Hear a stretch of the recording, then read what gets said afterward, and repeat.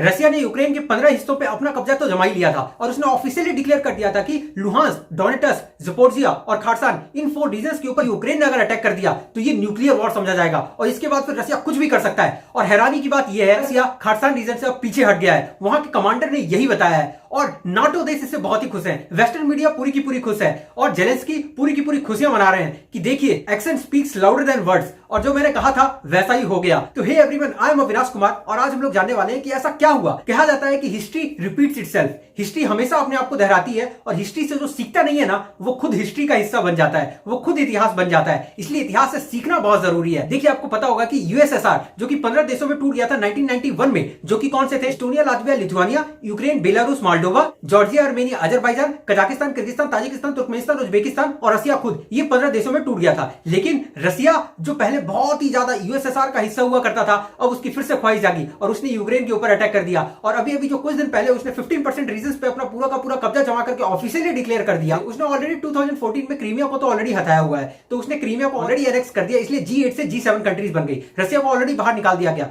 लेकिन अब क्या हो गया, जो कि उसने जो 4 रीजन्स पे कब्जा किया था, लुहांस्क, डोनेटस्क, ज़पोरिजिया और खार्सन रीजन पे, अब वो खार्सन रीजन से पीछे हट रहा है। वही रीजन जिसे कि उसने अपना कहा था। जर्मनी वाला हिटलर तो आपको याद ही होगा, जो कि 1914 टू 1918 में फर्स्ट वर्ल्ड वॉर बुरी तरीके से हार गया था। दुनिया भर के सारे सैंक्शंस उससे लाद दिए गए थे, लेकिन वो फिर 20 साल में अपने आप को इतना स्ट्रॉन्ग कर दिया हिटलर ने। और उसके बाद वो पूरा का पूरा वो ये चाहता था कि पूरे के पूरे यूरोप में सिर्फ मेरा ही हो, मतलब कि क्या हो, पूरा का पूरा जर्मनीकरण हो, मतलब वो पूरा सिर्फ जर्मनी चाहता था। लेकिन देखिए हिस्ट्री रिपीट्स इटसेल्फ। देखिए हिस्ट्री, जब वर्ल्ड वॉर 2 होने से पहले किसी को नहीं पता था कि वर्ल्ड वॉर 1, उसका नाम सिर्फ वर्ल्ड वॉर ही था। लेकिन बाद में वर्ल्ड वॉर 2 हुआ और उसका नाम वर्ल्ड वॉर 2 रख दिया गया और उस पुराने वाले का नाम वर्ल्ड वॉर 1। क्या पता मैं जो चीजों को बता रहा हूं ये क्या पता बाद में वर्ल्ड वॉर 3 का रीजन बन जाए, क्योंकि बहुत ही छोटी छोटी चीजों के कारण ही लड़ाइयां स्टार्ट हुई थी। चाहे वो वर्ल्ड वॉर 1 का रीजन हो, चाहे वर्ल्ड वॉर 2 तो उसका बदला था। वर्ल्ड वॉर 2 में जिस तरीके से जर्मनी पूरी की पूरी अपनी ख्वाहिशें और बहुत बड़ी महत्वाकांक्षा लेकर के पोलैंड के ऊपर अटैक किया और उसके बाद फिर पोलैंड के ऊपर अटैक करते करते जितना भी आप देखते हैं ना, जो यूक्रेन देखते हैं, बेलारूस देखते हैं, रोमानिया देखते हैं, बल्गेरिया देखते हैं, और ये सारी चीजों को वो खुद सोचिए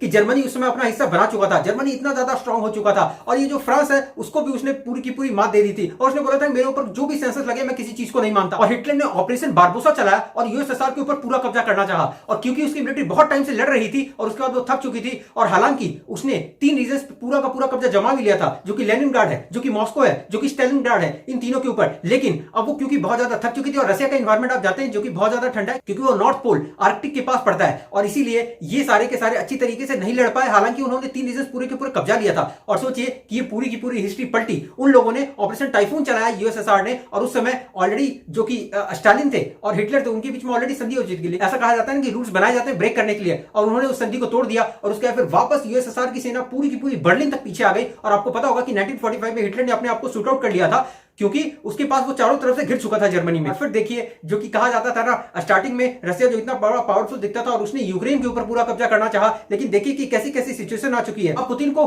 खुद अपनी कंट्री के अंदर ही लोगों को झेलना बहुत ज्यादा मुश्किल हो गया है, क्योंकि अब कोई चाहता नहीं है कि न्यूक्लियर वॉर हो। अब जो डेनिप्रो रिवर है वो पूरा का पूरा जो बॉर्डर लाइन है वो पीछे हटने की कोशिश कर रहा है खार्सन के, वहां के कमांडर ने खुद अनाउंस कर दिया। जो व्लादिमीर पुतिन है वो अब G20 में भी, जो कि नवंबर में होने वाला है, वहां पर वो शामिल नहीं होने वाले, वो अपने किसी मिनिस्टर को भेज देने वाले हैं। और इससे यूक्रेन के जेलेंस्की डेफिनेटली ये कहेंगे कि जितने भी जो वॉर में रिपरकशंस थे वो सारी चीजों को वापस भुगतान करना पड़ेगा, जितनी भी लाइफ हुई थी वो सारी चीजों को लेना पड़ेगा। और रसिया ने इतना बड़ा स्टेप, एक रीजन ये भी है इसकी वजह से उठाया, क्योंकि जो थोड़ी देर पहले उन्होंने 4 लोगों के साथ मिलकर के, जो कि लुहांस्क, डोनेटस्क, ज़पोरिजिया और खार्सन, ये सारे के सारे गवर्नर्स के साथ मिलकर के बहुत बड़ा सा सेलिब्रेशन किया था, और खार्सन के गवर्नर ही थोड़े दिन पहले मारे गए रोड एक्सीडेंट में। तो ये सारे के सारे रीजंस हैं। I hope you got the point of this video. Thank you so much.